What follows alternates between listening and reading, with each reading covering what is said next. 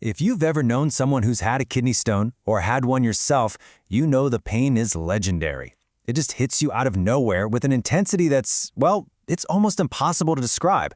So what is actually going on inside your body to cause that? Today, we're going to trace the entire journey of a kidney stone, from a harmless little mineral deposit to one of the most painful events in all of medicine. It just doesn't seem to add up, right? How can this tiny thing, sometimes smaller than a grain of rice, create such an unbelievable amount of pain? That's the big question we're going to unpack. And I'll give you a little spoiler. It has almost nothing to do with the stone being sharp or pointy. The real story is way more dramatic. It's basically a plumbing emergency that throws your entire body into red alert. So the whole drama really kicks off when a kidney stone decides to go on a little trip. As long as it's just hanging out in the kidney, you might not even know it's there. But the second it moves into the ureter, that's the super narrow tube that connects your kidney to your bladder, that's when all the trouble starts. It creates a sudden, unexpected blockage. Let's get the official name out of the way, a ureteric calculus. I know, it sounds super technical, but don't worry. Calculus is just a fancy word for stone, and ureteric just tells you where it is, in the ureter.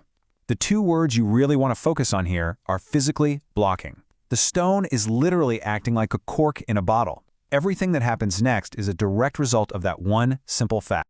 Okay, but here's the thing. Not all blockages are the same, not even close. How bad the situation gets really boils down to these three things: the stone's size, its exact location, and how long it's been stuck. A tiny stone that's only there for a little while is a completely different ballgame than a big one that's been lodged for days. These factors are what determine everything: the pain level, the risk of damage, and how it needs to be treated. All right, so we've got a blockage, but why the absolutely mind-bending pain? This is probably the most important thing to get.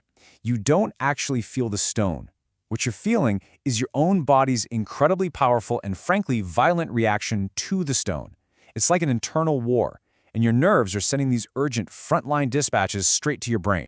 And this slide just lays out that chain reaction perfectly. So first, the stone creates a dam. Simple enough. But then, urine starts to back up, which makes the kidney swell and stretch.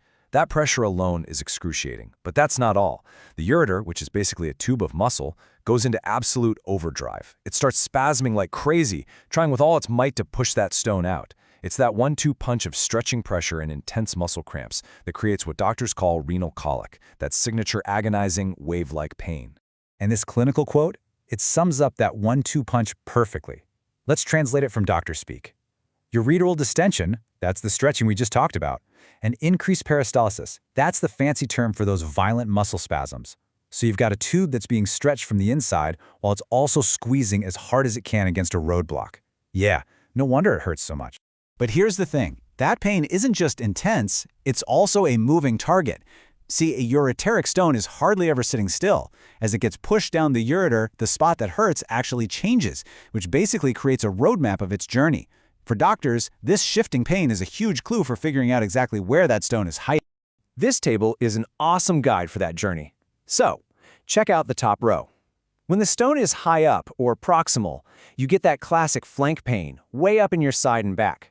Now, follow it down.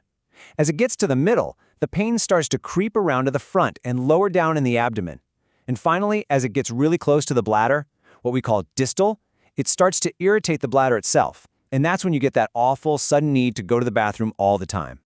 So, the patient's symptoms are telling a story, but doctors need to actually see the villain. How in the world do they find a tiny stone buried deep inside the body? Well, that's where medical imaging comes in, turning a strong suspicion into a definite, rock-solid diagnosis. You've got two main tools in the toolkit, the CT scan and the ultrasound.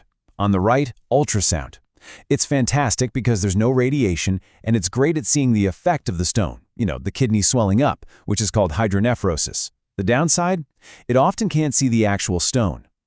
The non-contrast CT over on the left? That's the real MVP here. It gives you the complete picture. The stone's size, its exact location, and just how bad the blockage is. And that's exactly why. For its incredible precision and all the details it provides, the non-contrast CT scan is considered the gold standard. It gives doctors every piece of information they need to figure out the best plan of attack, whether that's just waiting it out or rushing to emergency surgery. Okay, so they found the stone. Now comes the #1 question on everybody's mind. Is this thing going to come out by itself? And the answer to that almost always comes down to just one single factor. So let's talk odds. Can a person just grit their teeth and get through it? Or is a medical procedure pretty much inevitable? The answer, as you're about to see, is really just a numbers game. And this chart just lays it all out. The deciding factor is size. Look at that first big bar on the left. If a stone is smaller than 5 millimeters, the chance it'll pass on its own is really, really high. Now, look all the way to the right. If it's bigger than 10 millimeters, yeah, that chance is very low. That zone in the middle, between 5 and 10 millimeters, that's the gray area where things get a bit more complicated. But as a rule of thumb, size is the best predictor we have, period. Okay, we really need to talk about what is probably the most crucial part of this whole explainer. While it's incredibly painful, a simple kidney stone usually isn't life-threatening. But there is one specific scenario where this whole situation turns into a true urologic emergency that needs immediate, serious action.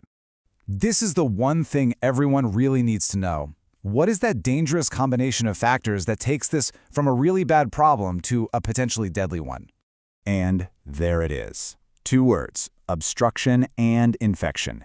Just think about it for a second. The obstruction creates this stagnant pool of blocked-off urine behind the stone. That is a perfect breeding ground for bacteria. And an infection in a system that's blocked has no way to drain out. It's trapped. That can lead to sepsis, which is a life-threatening infection that spreads through the whole body. This combination is a 5-alarm fire that requires urgent help.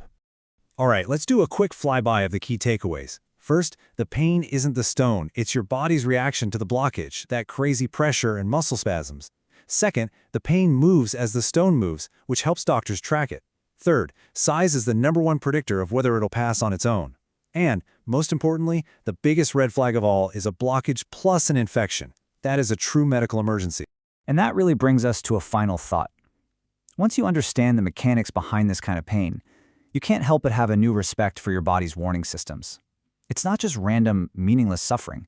It's a very specific, very loud alarm telling you that a critical system is blocked and in serious trouble. It's a painful, but honestly, a pretty powerful piece of biological engineering.